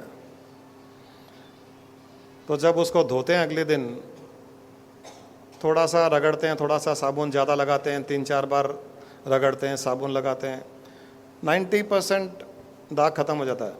फिर भी एक हल्का सा एक आउटलाइन दिखता है ना, इतना प्रोमिनेंट नहीं है वो, लेकिन फिर भी वो दिखता है। वो इसलिए कि वो धागों के बीच में जो घुस गया है, वो उसको निकलने में थोड़ा टाइम लगता है। तो जो आप भी फील कर रहे हो वो ऐसा ही कुछ है कि 80% तो लग रहा है कि समर्पण हो गया, सरेंडर हो, 20% बाकी है, वो धागों के बीच में घुसा हुआ है, विच मीन्स बहुत ज़्यादा वो डीप रूटेड है। डीप रूटेड को निकालने में थोड़ी और मेहनत लगेगी। तो आप अगर प्रयास करते रहें, वहाँ फोकस करते रहें, अब मैं रोज़ पूरे कुर्ते को नहीं धोऊं और खाली वहीं धोता रहूं, तो बहुत जल्दी ख़त्म हो जाएगा वो जो डीप रूटेड है वो भी निकल जाएगा वहाँ से। तो वैसे ही आप फोकस उसके ऊपर करते रहिए। लाइफ में इससे अधिक इम्पॉर्टेंट अभी मेरे लिए और कुछ नहीं है, इस प्रकार भाव बना करके आगे बढ़ते जाइए, तो वो जो बाकी 20% डीप रूटेड है वो भी जल्दी ख़त्म हो जाएगा। इसके लिए कुछ स्पेशल टिप्स गुरुजी? ये तो है ही, आपने जो बोला उसके बारे में तो सोचूंगा, जरूरी है। New Surf Excel. आप ऐड नहीं देखते हो क्या? अंदर अंदर तक घुसे हुए दाग ऐसे निकले।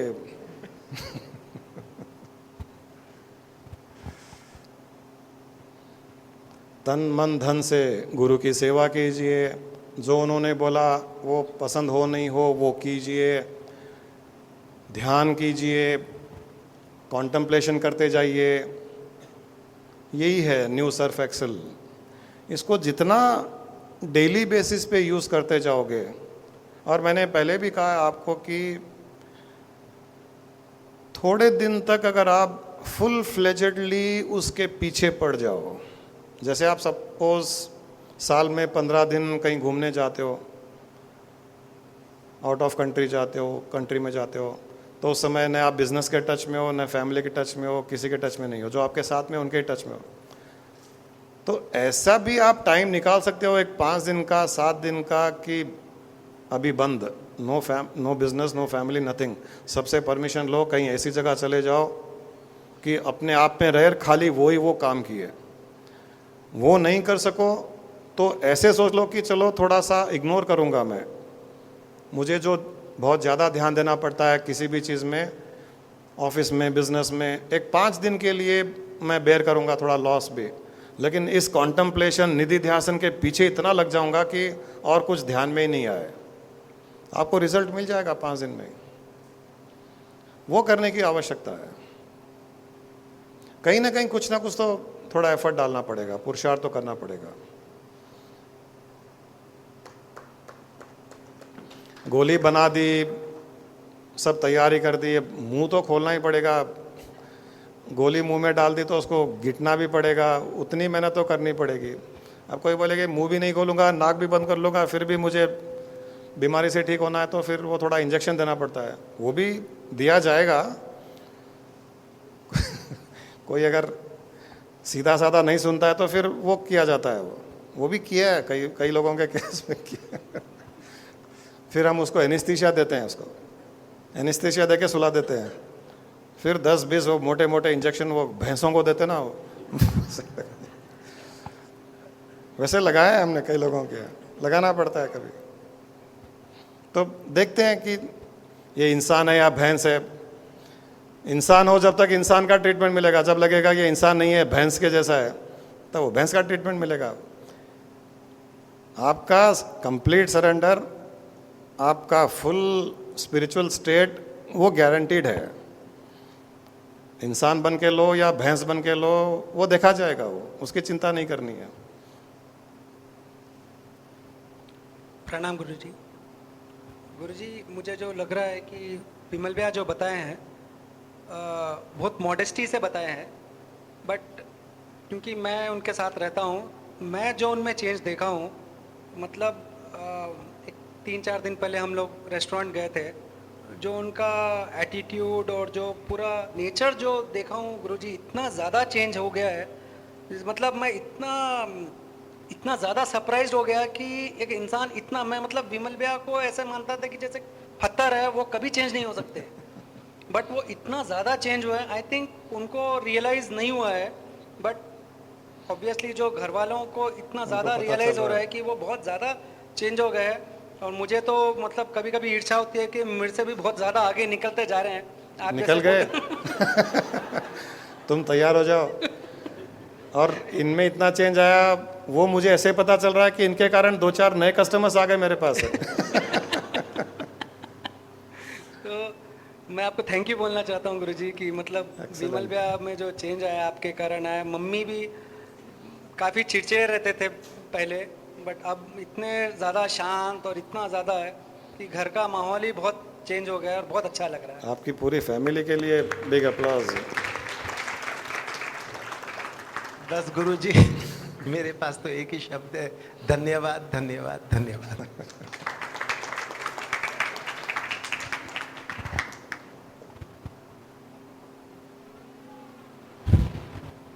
इसमें कोई डाउट नहीं है, जो विकी ने अभी बोला कोई डाउट नहीं है। विमल बहुत मॉडेस्टली वो एक्सप्रेस कर रहा था, बट हमने भी जो चेंज देखा उसमें माइंड बॉगलिंग, कभी सोचा भी नहीं था। खाली ट्राई किया था वो इंजेक्शन मारने के, और इंजेक्शन लग गया, सही जगह लग गया था। क्यों ग्रीष्मा? तो भैंस बनते बनते बच गया। तुम जो बोल रहे थे वो पत्थर हो गया था, वो ऑलमोस्ट हो ही गया था, वो थोड़ा सा बचा हुआ था इंसान का एस्पेक्ट, तो वो जाग गया वो। ग्रेट।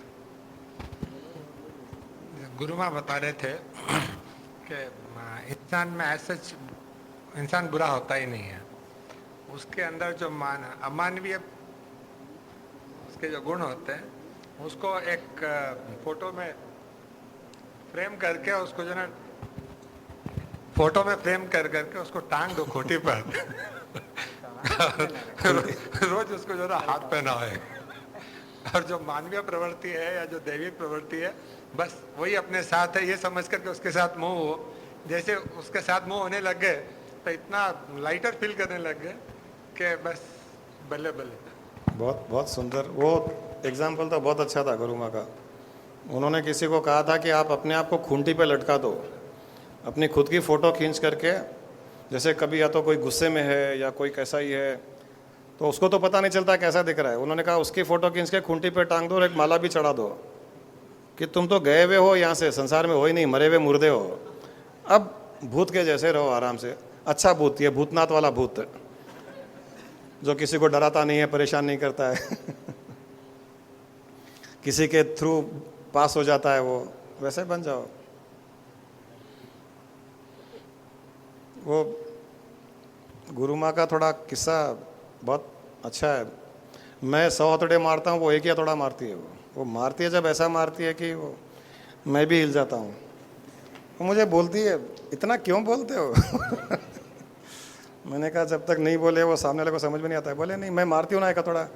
मैंने कहा तुम्हारा हथौड़ा मैं 99 हथौड़े मारने के बाद में पड़ता है, तो तुम्हारे हथौड़े मारने से जो पत्थर टूट गया उसका यह मतलब नहीं है कि मेरे हथौड़े बेकार गए।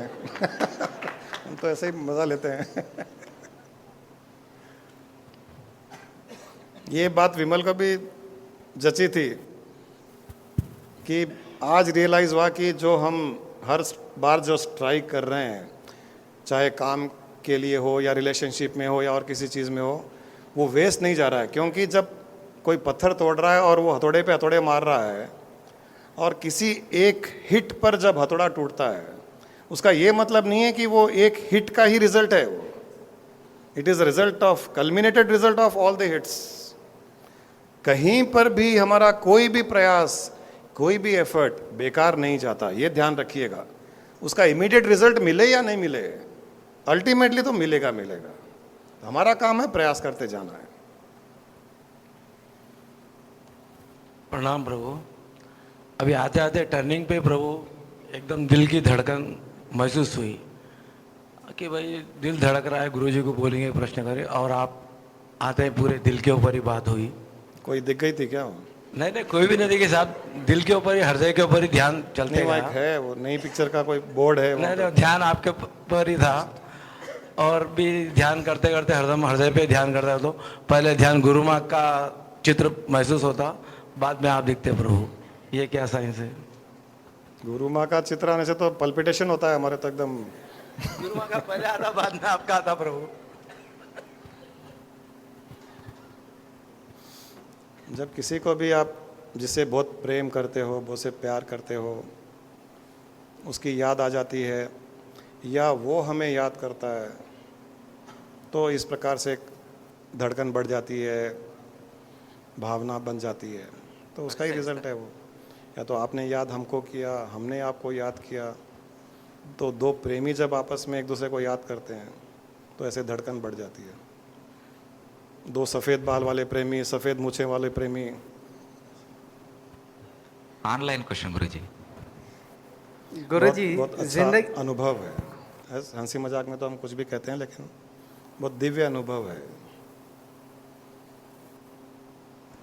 गुरुजी, जिंदगी में गलती नहीं करे सो आदमी जिंदा रह सकता है क्या? कौन पीछे पड़ा है आज यार? ये लाइव स्ट्रीमिंग बंद कर दो।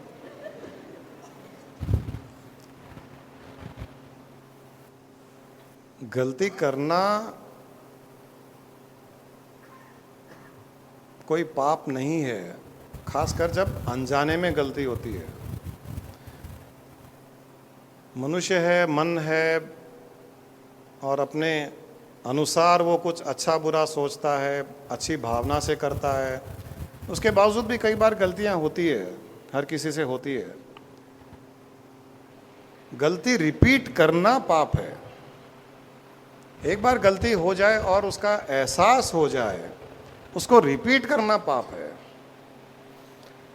ये सही कहा कि बिना गलती किए कोई रह सकता है क्या? शायद नहीं रह सकता होगा, शायद नहीं रह सकता है। हर कोई कहीं ना कहीं एक एनलाइटेंड बीइंग, एक भगवान भी हो सकता है कि कहीं ना कहीं कोई कह दे कि इन्होंने गलती की। भगवान राम के लिए भी किसी ने, धोबी ने कह दिया कि इन्होंने गलत काम किया है, सीता को घर में ला करके गलत काम किया है। तो भगवान राम ने तो उसकी बात को भी मान करके सीता को जंगल में छोड़ करके आ गए। ये हाइट ऑफ आदर्श पुरुष बनना हो गया।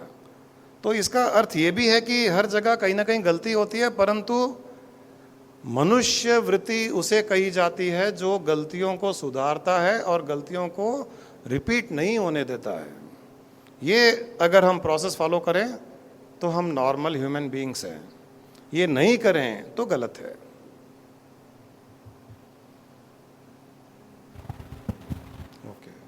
जी प्रणाम, मैं आपसे कुछ पूछना चाहती हूँ। जैसे मैं पहले पेपर में आप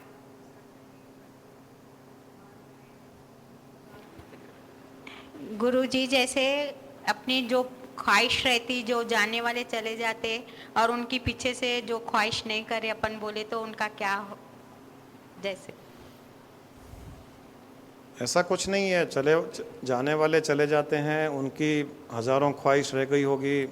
हम हर ख्वाहिश पूरी नहीं कर सकते हैं, और नहीं करेंगे तो कुछ नहीं होने वाला है आपके साथ में। नहीं, वो बोल के जाते थे, बोले थे जैसे ही मैं चले जाऊंगा तो मेरे पीछे से ऐसे करना, लेकिन जब मेरी कुछ भी नहीं चली, घर में बड़े लोग थे, तो मैंने कुछ नहीं कर सकी उनके लिए। मेरी आत्मा को शांति नहीं मिलेगी। अब उनको बताएगा कौन कि आपने क्या किया और क्या नहीं किया? किसी के पास हॉटलाइन तो है नहीं है जैसे, तो वो और वो शायद सेल फोन भी लेके नहीं गए होंगे। कौन बताएगा वो? और न उनके आंखें अभी देखने पर लायक है। नहीं, तो फिर ऐसे बोलते क्यों थे कि मेरी आत्मा को शांति नहीं मिलेगी? जैसे वो ऐसे ही बताया जाता है। हर चीज के पीछे कहीं ना कहीं तो डर रहता ही है ना। आप कड़वा चौथ का व्रत नहीं करोगे तो हस्बैंड की मृत्यु हो जाएगी। किसी हस्बैंड की नहीं हुई आज तक मृत्यु। और उन एक्सपायर्ड हो गए, अब 2.5 साल हो गए। गुरु, मैं आपका पेपर में पढ़ती थी एड्रेस, जब से अब मैं आपके पास आ रही हूँ, मेरे को बहुत अच्छा लग रहा है। मेरे को टाइम मालूम ही नहीं पड़ता, आज थर्सडे है, फ्राइडे है, जैसे बाजू मेरे रहते, वो बोलते आज थर्सडे आप गए नहीं, मैं बोली मेरे को ध्यान ही नहीं है जैसे। और मैं रोज रात को नींद की गोली खाती हूँ तो भी मेरे को नींद नहीं आती है जैसे। कभी आज तक मैं नींद की गोली नहीं खाई और रात भर मेरे को नींद आती नहीं है जैसे। नहीं, आप हमारे पास आ रहे हैं या नहीं आ रहे हैं 1.5-2 साल से? अब 2 महीने हो गए मेरे को आप कहने से आते हुए जैसे। आप सत्संग में आते रहोगे, ध्यान के सेशन भी जो होते हैं संडेज को कभी कभी वहाँ भी आते रहिए, तो नींद की गोलियाँ तो छूट जाएगी। कई लोगों की छूटी है, आपकी भी छूट जाएगी। बाकी जो आपने पूछा कि कोई चला गया, उसकी इच्छाएं पूर्ति नहीं की तो क्या होगा? अगर अच्छी इच्छाएं हैं, उसने कुछ अच्छे हमको इंस्ट्रक्शन दे के गए हैं और पूरी कर सकते हो तो पूरी कर दीजिए। हम हमारे मन पर भी क्यों बोझा रखें? किसी कारण से आप वो इच्छाएं पूर्ति नहीं कर सकते हो, आपकी अपनी लिमिटेशंस है। किसी ने बोल दिया कि जाओ उसको एक बंगला दे देना, किसी ने बोल दिया कि उसकी शादी कर देना, कोई जाने के टाइम और कुछ बोल के चला गया और हम नहीं कर पा रहे हैं। तब हमें एक काम करना चाहिए, ध्यान में बैठ करके उस जीवात्मा से हम क्षमा याचना कर सकते हैं कि आपने मुझे कहा था ये सब करने के लिए, जितना हो सका मैंने किया, बाकी मैं नहीं कर पा रही हूँ, इसलिए मुझे क्षमा करें। और मैं प्रार्थना करती हूँ कि आपकी इच्छा पूरी हो। वो ईश्वर किसी न किसी के द्वारा आपकी इच्छा पूर्ति करेगा, इस विश्वास के साथ में मैं प्रार्थना कर रही हूँ। आप मुझे क्षमा कीजिए, आपका नाता टूट जाएगा। और मैं रात भर 24 घंटे घर में अकेली रहती हूँ गुरु। आगे पीछे मेरे को लड़का नहीं है, कोई नहीं, 2 लड़की है, वो शादी हो गई। तो घर वालों को डर रहता कि ये रात भर अकेली रहती है, कल के दिन कोई आ जाएगा इसको कुछ कर देगा जैसे। तो उससे मैं बहुत ज़्यादा मैं टेंशन में रहती जैसे। मैंने तो ऐसे देखा है कि जिस घर में 20-20 लोग रहते हैं, 4-4 कुत्ते रहते हैं, 5-5 वॉचमैन रहते हैं, वहाँ तो ज़्यादा मर्डर हुए हैं। जो अकेले रहे हैं उनके कुछ भी नहीं हुआ है, क्योंकि जो अकेला रहता है उसके साथ में भगवान रहता है।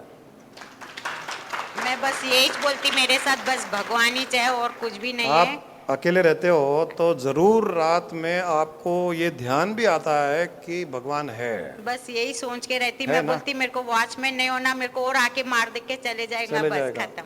मैं अकेला लॉक करके आप भगवान को याद करते हैं ना? बस भगवान को याद करती, रात को आधी घंटा बैठ के और किसी को भी पूछ लीजिए, जो परिवार में 5-5 मेंबर्स रहते हैं ना, कोई भगवान को याद नहीं करता। हस्बैंड है ना, लड़का है ना, कुत्ता है ना, वहाँ भगवान नहीं है। लेकिन मैं नहीं डरती, मेरे आगे पीछे बहुत फैमिली है, वो डरते सब मेरे ऐसे। वो डरते हैं, उनकी प्रॉब्लम है, आप मत डरिए। नहीं, मेरे को बोलते एक वॉचमैन रखो, एक सर्वेंट रखो, आप अकेले रहते। घर से घर में घुस गया एक जना, फोन लेके चले गया। जब से घर में आने और ज्यादा टेंशन हो गया। अभी घर में उन्होंने फोन लेके गया, कल के दिन आएगा क्या करेगा बोल के। ले जाने दीजिए। आप तो क्या कीजिए, अलमारियां खुली रखिए रात में, फोन घर के बाहर रख दीजिए। अभी ऑलरेडी मेरा वैसी सब भारी रखे सो ज्वेलरी। फिर आपको डरने की जरूरत ही नहीं है।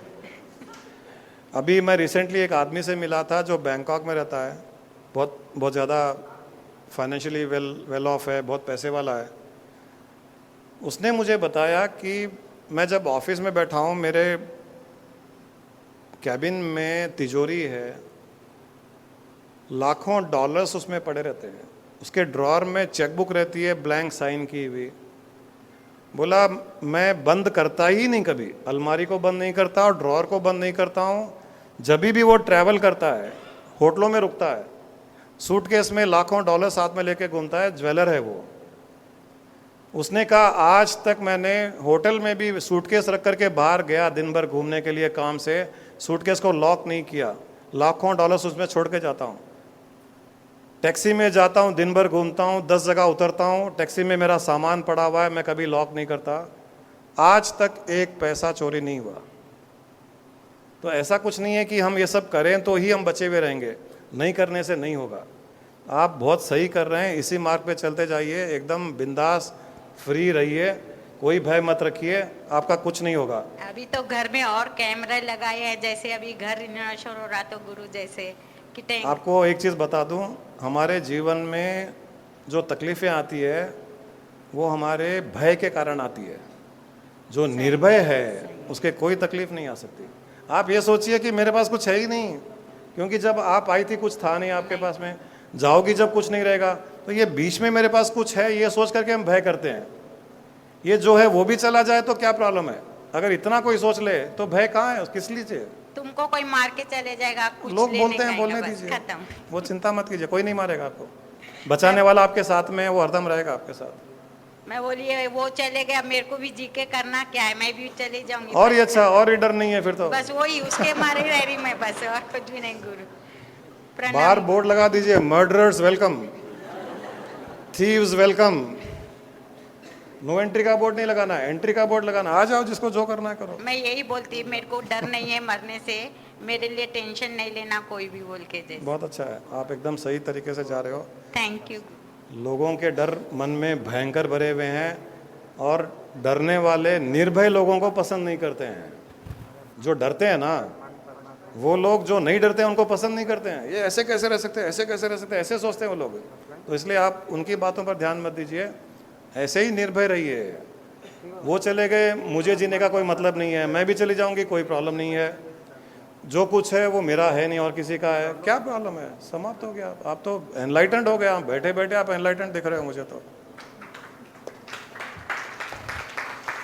ऑनलाइन क्वेश्चन गुरुजी। अरे यार Guruji, you mentioned that when you were doing the sadhana, you did not have any great spiritual experience. You said that once that doesn't need to have this experience to get enlightened. Can you explain more on this? क्या चीज़ है?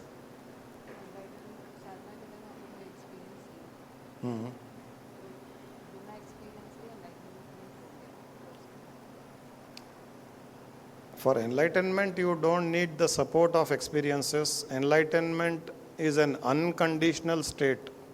There are no conditions attached. There are no attachments to enlightenment. You might experience something in the process, you may not experience. You may straight away experience the enlightened state.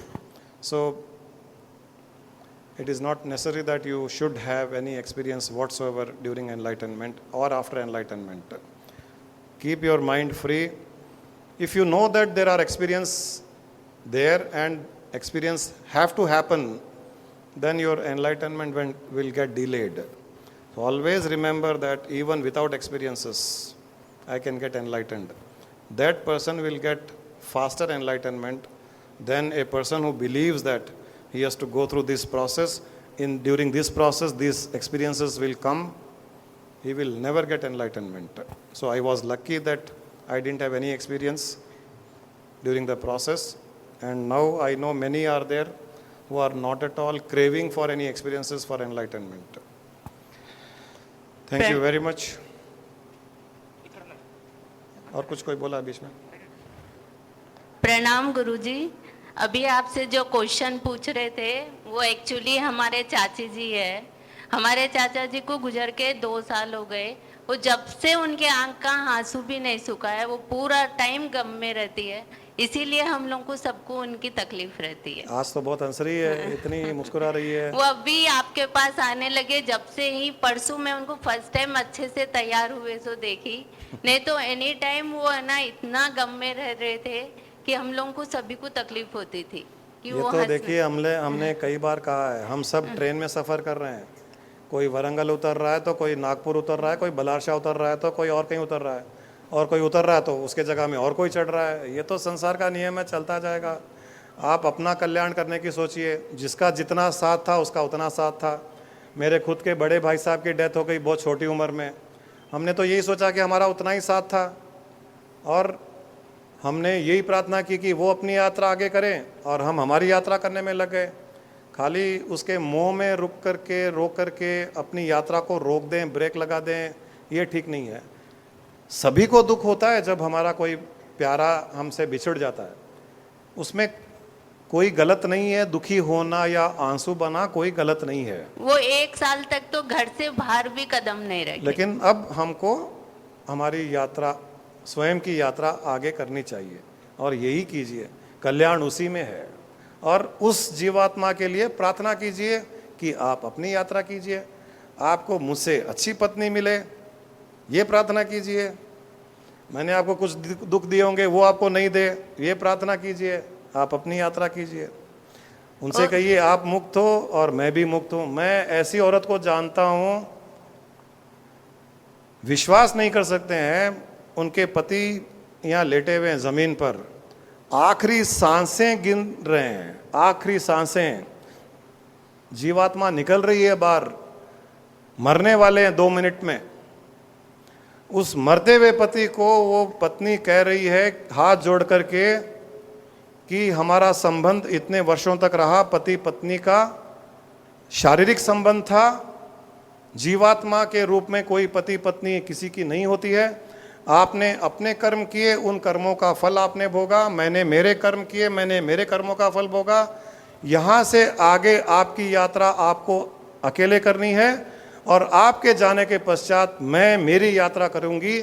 मैं क्षमा चाहती हूँ आपसे, आज तक किसी प्रकार का दुख कष्ट आपको दिया उसके लिए आप मुझे क्षमा कीजिए। मैं आपको क्षमा कर रही हूँ कि अगर आपने मुझे कोई दुख या कष्ट दिया। मरते हुए इंसान को एक औरत इस प्रकार से बोल रही है, सोच नहीं सकते हैं कितनी इवॉल्व होगी वो, कितनी हिम्मत। और उसी के सामने पति ने दम तोड़ा। इस प्रकार का जब ऐसी भावना किसी के साथ होती है तो वो कर्मों के बंधन से उसी क्षण छूट जाते हैं। छूट करके वो अपनी आध्यात्मिक यात्रा करते हैं, जो पीछे रह गए वो अपनी आध्यात्मिक यात्रा करते हैं। ये होनी चाहिए हमारे में। हाँ, यही कीजिए। मेरा भी वही हाल है गुरुजी। मैं 8 साल के पहले मुझे मेरी बहन निर्मला ने आपसे संपर्क कराया था, तो तब से मैं आपको फॉलो करती हूँ। और उसके बाद आपके जब भी प्रोग्राम रहते मुझे पुनीत पहले से ही इंफॉर्मेशन दे देता। मैं उसके लिए पुनीत को बहुत बहुत धन्यवाद करती हूँ। और दूसरा क्या है, उसके बाद से मेरे को कोई भी चीज़ के दुख नहीं होता। मेरे घर में सब लोग बोलते कि तू पत्थर है, तेरे को कुछ एहसास ही नहीं है, कुछ भी बोलो क्या भी करो तेरे को कुछ भी फर्क नहीं पड़ता। लेकिन इस सब का श्रेय आप ही को जाता है गुरुजी। शुक्रिया।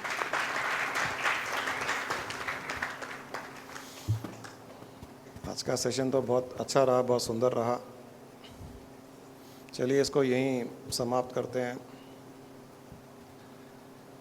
और कुछ प्रश्न बाकी रह गए वो अगले सेशन में हम डिस्कस करेंगे। रविंदर जी कुछ?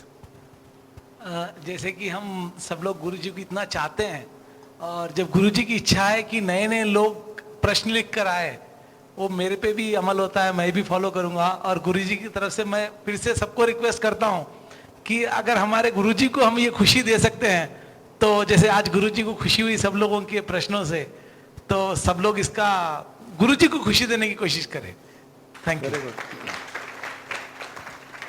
मैं 10 मिनट पहले बोलने वाला था, रविंदर जी आप कुछ नहीं बोलोगे, फिर चुप रह गया कि उसकी इच्छा होगी तो बोल लेंगे, और बोल लिया इन्होंने। बहुत बहुत सही कहा आपने, क्योंकि ये जो सत्संग है ये इसका मकसद ही यही है कि आदान प्रदान हो, डिस्कशन हो, एक्सपीरियंसेस शेयर करें, प्रश्न पूछें, समाधान ढूंढें। इसका बेसिक पर्पज़ ये, खाली आकर के बैठ कर के वो समोसा कचौरी खाने का थोड़ी है। वो तो है, इम्पोर्टेंट है वो मिलेगा, अगली बार भी मिलेगा। प्रश्न करोगे तो ज़्यादा मिलेगा, जब हम खुश होंगे तो देने वाला ज़्यादा देगा। तो उस ज़्यादा की इच्छा में तो कम से कम कुछ करा करो। तो अगली बार फिर जो नहीं बोलते हैं नॉर्मली वो सब प्लीज़ थोड़ा कुछ लिख के लाइए, कुछ शेयर कीजिए। बहुत बहुत धन्यवाद। गुरु माँ का हमारा आज का anthem. I am neither the body nor the senses. I am not the mind nor the wisdom. Pure consciousness I am. I am the formless Chidananda Rupo. Shivoham, Shivoham, Chidananda Rupo. Shivoham, Shivoham. I am not in bondage nor seeking liberation. I am not in tension nor in the stress. Pure consciousness I am. I am the formless Chidananda Rupo. Shivoham, Shivoham, Chidananda Rupo. Shivoham, Shivoham. I am the creator, I am the creation. My creation is for my recreation.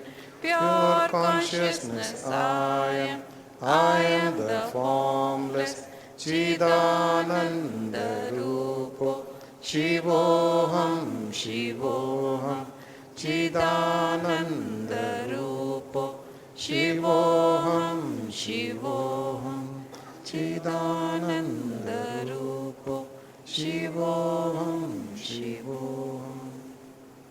यहाँ सुरेश है, you want to announce? ये एक mister Suresh हैं जो हमारे पूर्णानंद trust, Kedarnath ji, Prem ji, इन्होंने मिलकर के इन्हें अपॉइंट किया है कि इस एक्टिविटीज़ को आगे ले जाने के लिए, तो ये कुछ कहना चाहते हैं। नमस्ते, मेरा नाम सुरेश है। मुझे पूर्णानंद ट्रस्ट के ज़रिए अपॉइंटेड किया गया है। मैं बहुत ही खुश नसीब समझता हूँ जो गुरुजी के पास मुझे ये मौका मिला काम करने का। और मेरा काम है कि मैं जितना ज़्यादा से ज़्यादा हो सके गुरुजी की बात को ज़्यादा से ज़्यादा कंपनीज़ को या फिर रीच हो सके, मैक्सिमम एक्सटेंट तक रीच हो सके। और हम लोग ये प्लान करें कि we are conducting talks, seminars, workshops to cater corporate companies, professionals and housewives. I request you to share any contact that any of you might have in a big or small corporate companies. We are also planning to introduce 5-day program for smaller group of people to be conducted at their homes or offices. This program will be taken by Ms. Preeti Jawar.